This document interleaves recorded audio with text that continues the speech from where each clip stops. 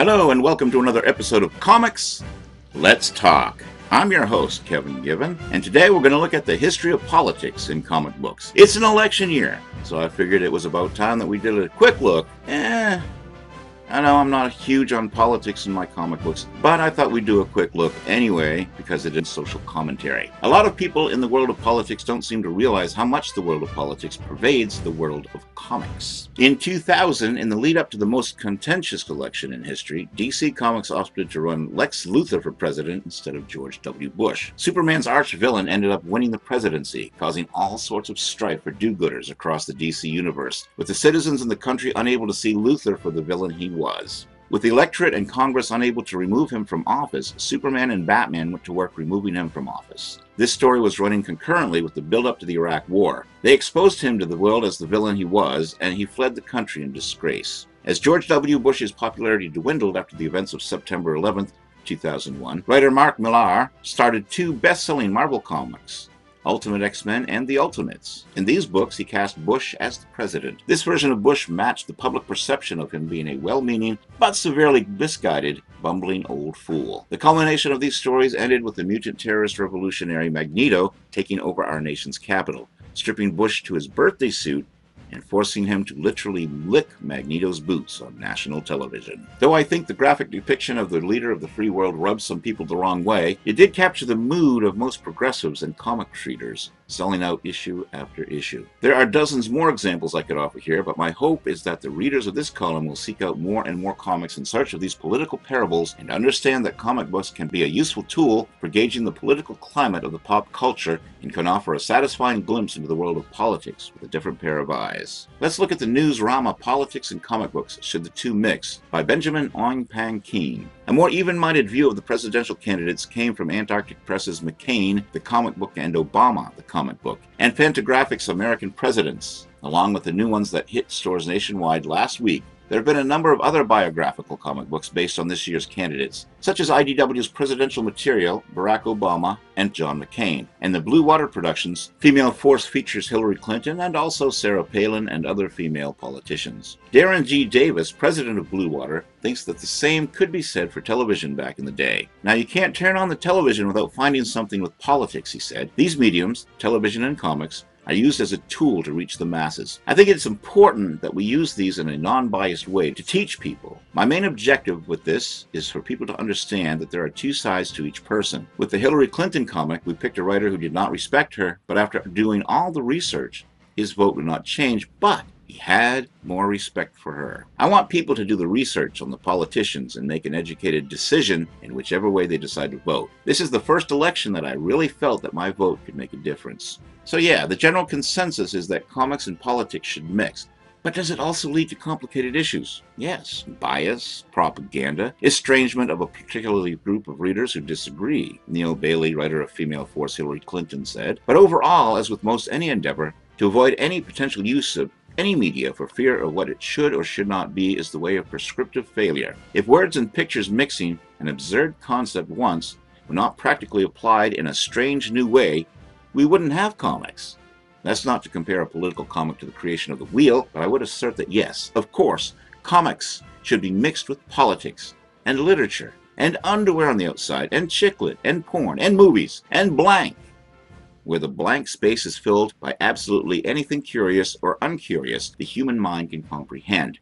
Art by its very nature is expansive, while censorship by its very nature inhibits understanding and progress. That said, he is of the opinion that comics should be escapist literature. When it's a political examination, it should be a political examination. When it's a dude collecting small, strange animals to fight poke battles, it should be just that. I will concede that comics primarily succeed as escapist literature. But then, if they were purely escapist literature, and nothing else, many of the monumental works for the medium would never have come to pass. Mao's is hardly escapism, for example.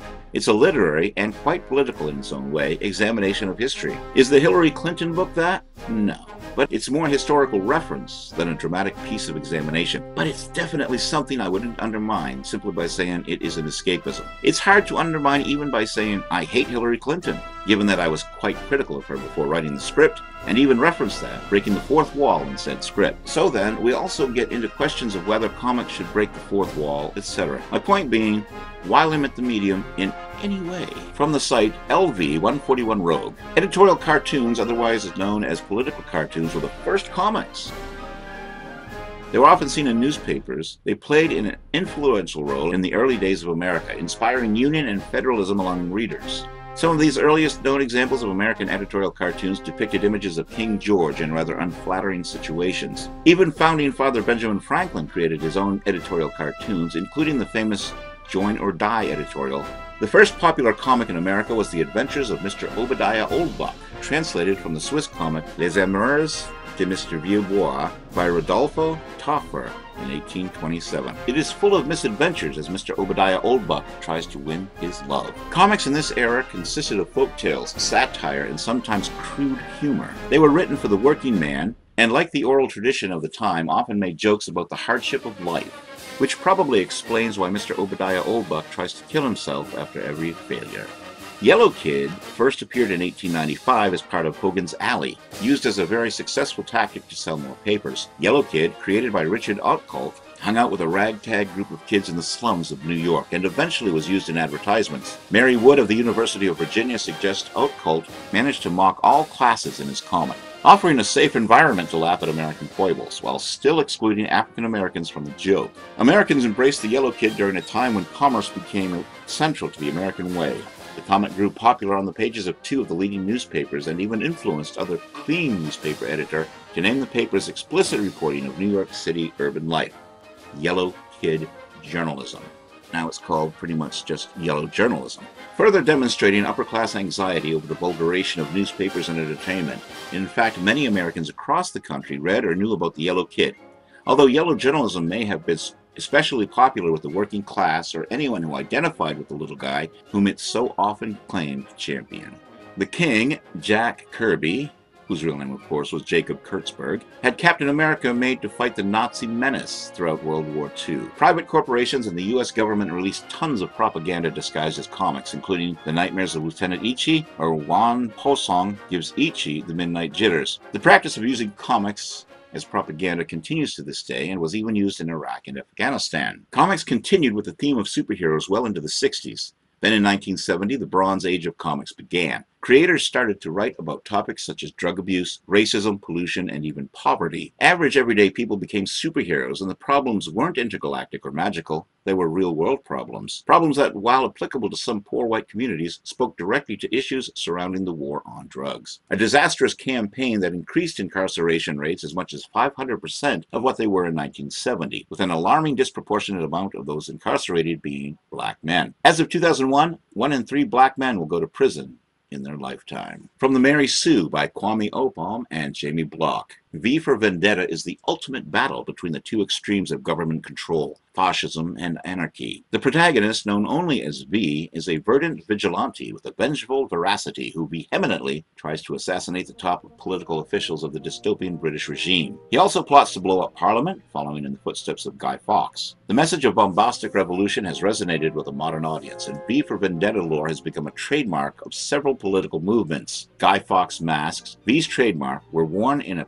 protest against the Church of Scientology by Project Chronology. Then in a protest last year of the Parliament's expenses, the protesters dressed up in full V gear and even set off a barrel of gunpowder outside the Parliament building. The X-Men have for a long time been said to allegorize the tensions and struggles involved with race relations and civil rights. More than just a ragtag group of superheroes, each embodies the difficulties anyone labeled as different can face, even in the extreme, and no storytelling since their inception captures that as definitively as God Loves, Man Kills, written by Chris Claremont, the same man responsible for the Dark Phoenix saga. This powerhouse involves one minister, William Stryker, stirring anti-mutant hysteria that results in a plot to destroy all of mutant kind. A plot that also has arch-enemy Magneto join forces to stop the threat. One of the few examples of a classic comic storyline being successfully adapted for the screen, although Stryker was a military general, not a preacher, in the movie versions. This is from Cracked and Sarcasmo, or Henrik M. Some failed attempts at politicizing comics include, in Superman Grounded, the Man of Steel decides to walk across the entire U.S. on foot to deal with real issues, like brain-damaged drug dealers, and literal alien immigrants. Real hard-hitting stuff. Eventually, he makes his way to Iowa, where his backpack across the continent to find himself trip takes a detour as he helps big industry ruin the environment. No, seriously, it all starts when Superman is contacted by Lois Lane, who for this story arc has apparently taken a part-time job as a stripper and started smuggling cantaloupes in a Laura Croft shirt.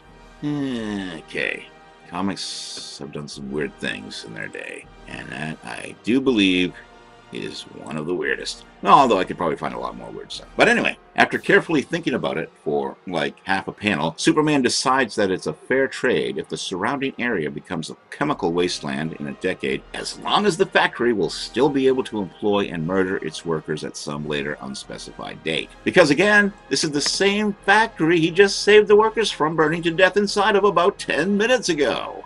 Okay, Captain America is pretty much the only major superhero who's allowed to be political because, well, he was created as propaganda in the first place. He does Captain America stuff. He punches Hitler in the face. He gets his shield from Franklin Roosevelt. He shakes hands with Bill Clinton. He watches Richard Nixon commit suicide in front of him after being outed as a supervillain. Wait, what? Captain America chases a villain into the Oval Office, where he's unmasked and turns out to be a high political officer. Maybe we're just reading into this here. Maybe Cap isn't trying to comment on a political scandal that was way out of the depth of mainstream superhero comic. High political officer would be one of those nebulous cabinet members whose job no one really understands, like Secretary of Agriculture or just a cop who's way into politics and getting blazed. Except the writer confirmed that it's totally Nixon. And yes, this was his take on Watergate. You know, ineptly bugging some offices, nuclear obliteration of your own country. It's really 6 of one and a half a dozen of the other. From Times Union, Politics and Comics, Chad A. Burdett. Sure, who doesn't look forward to that time when the airwaves are flooded with accusations, half-truths, fabrications, and superstitions that are tossed like hand grenades at a photo shoot? Who doesn't enjoy the magical time when people get to go around handing down opinions like they can actually form thoughts, merely to have you cast a vote for them? Now that the election day is here, what better way to celebrate than with a look at politics and comics? The use of politics in comics can be a touchy subject because it is often heavily skewed to the writer's own personal beliefs and the fact that politics can be interpreted in many different ways. But is it a subject that should be off limits? Superman in World War II. The world of comics has matured by leaps and bounds as the medium becomes a larger part of the mainstream culture. In the beginning, comics and the cartoons produced from them were a way to encourage patriotism and support. Superman's early days were spent fighting Japanese saboteurs and promoting the purchase of war bonds during World War II. Starting with the first appearance, the same can be said for Captain America, whose first comic showed him punching out Hitler while fighting a group of Nazi soldiers. These days, the use of political themes in comics is more sophisticated than the past and not as black and white. These days, the focus shifted from propaganda to more social issue-driven commentaries. The portrayal of politicians in comics has gone from being lighthearted to serious and at times heavy-handed. In the 70s, DC had their character Prez, created by writer Joe Simon, who created, incidentally, Captain America, and artist Jerry Grandinetti, who was the first teenage president of the United States of America. Prez's election had been made possible by a constitutional amendment lowering the age of eligibility to accommodate the then influential youth culture of the baby boom. In the late 80s, Ayatollah Khomeini appeared in the pages of Batman, offering the Joker, who had just murdered Robin, an ambassadorship to the United States as a means to kill the leaders of the world. Batman foils this attempt, but Superman, at the behest of former President Ronald Reagan, was called in by the CIA as assurance that Batman would not lay a hand on the Joker, thus causing an international incident. Frank Miller in The Dark Knight Returns also portrays Superman, who is working for the U.S. government as their lackey and is responsible for dealing with the aging Batman. In the early 90s, former President Bill Clinton attended Superman's funeral with Mrs. Clinton and offered a eulogy for the Man of Steel, and Spider-Man saved President Obama from his victory in the 2008 election. The following are a few examples of how politics and politicians have been depicted in comics throughout the years. Captain America is one of the most recognizable symbols of patriotism in the comics world. During World War II, Captain America fought the Nazis. During the Cold War, he fought the Russians. He has been used to be a symbol, something larger than any one person could be. He was America, freedom, heroism. He was whatever the reigning ideology needed him to be. Politics have always heavily influenced Captain America's stories because the whole premise of his character revolves around it. Many of the first Captain America appearances were a way for the creators to provide commentary on the current state of the country and the socio-political atmosphere. Captain America appeals to fans of varying political perspectives because Steve Rogers' brand of patriotism is broad enough that it encompasses all but the fringes of the American political spectrum. Captain America has been used by the Tea Party and the Occupy movement.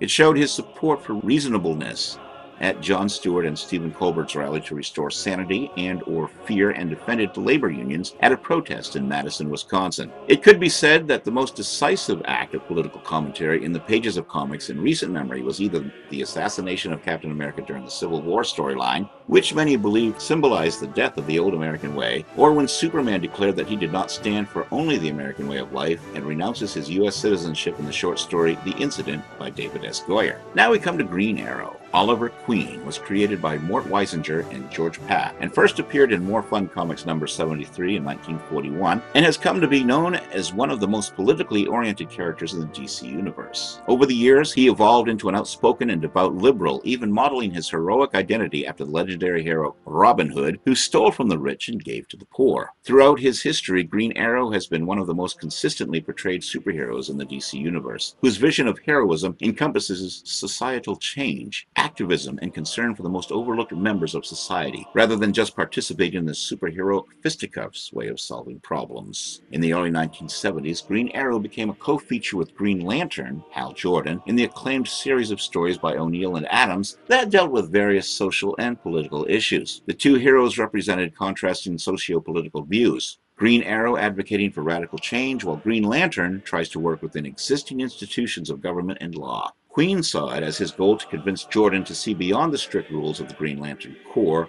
when it came to helping the neglected or discriminated citizens. As O'Neill once explained, he, Green Arrow, would be a hot-tempered anarchist to contrast with the cerebral, sedate model citizen who was Green Lantern. The duo embarked on a journey in a beat-up pickup truck to find America, along the way witnessing the problems of corruption, racism, pollution, as well as overpopulation confronting the nation at the time. Green Arrow's political activism didn't stop there as he ran for elected mayor of Star City prior to the company-wide relaunch. This is from iFanboy by Josh Flanagan, DC Universe, Decisions, written by two easily labeled righty Willingham and lefty Judd Winnick. In it, they're going to tell us where some of the DC characters align themselves among the political parties of the DCU. While they don't have the actual candidates in Gotham and Metropolis, they still have a two-party system with Republicans and Democrats. Personally, I much prefer the ambiguous method, as it seems to be a bit like filling in the answer no one was begging to hear, and colors what the characters do, depending on your particular point of view. Now we know that Wildcat is a Republican and Blue Beetle is a Democrat, and they either have to deal with it going forward or ignore it, because suddenly the characters aren't as universal anymore. The big reveal in this week's upcoming final issue is supposedly going to tell us where Superman falls on the red-blue diagram. My guess is that it'll be a cop-out, and he'll say we're all special or something like that. It just feels too specific to lay on those characters after the fact. So Lois Lane is a Republican, and where did that come from? All of this leads to us, the readers. Where do you stand? I'm not asking who you're voting for, but rather, what would you do if your favorite characters took a side that differed from your own? What if you found out that one of your favorite writers has an absolutely opposite worldview than you? Believe me, I found that out through the years about a lot of my favorites. So if you just take it and live with it, I mean, people are entitled to their own views. I'm entitled to mine, you're entitled to yours. And my favorite writers have different views. Robert Heinlein was a liberal, and then later on in life he kind of switched to conservative. I still like all his work, even his early works and his later works. His views on politics don't affect my liking of what he's written. And the same goes for any other author out there, comic books or novels or movie screenwriters or anything. So yeah, I mean, live with it and don't take politics so seriously, I guess. But anyway, could you still get excited for their work? Would you wait in line for them to sign the cover of your comics? I'll tell you this, I'm still buying Fables, and I've read every Ender book ever to see print. It's sad that we've come to a point where these are the kinds of questions we have to ask. I'd say it was a modern problem, but I guess the Civil War proves that division among the nation has always been here. However, one of the nicest things about my time on this site and with the community is that I've learned a lot about how to get along with other people who feel differently than I do. It's starting to occur to me that the really amazing thing about comics is their ability not to divide, but rather to give us common ground. If you've been around iFanboy for a while, you know we have a no politics rule. The reason for that is that here is perhaps the one place in all our lives where we can ignore the stressful divisiveness, at least about politics, not so much Alan Moore, that invades the rest of our lives. You want to argue here, go at it, but it has to be about comics, and it has to be friendly. I know it's hard. Hell, getting me to shut up about politics is no mean feat, but it works. It doesn't mean that we're apathetic, we're not mindful of the world, but this isn't the world.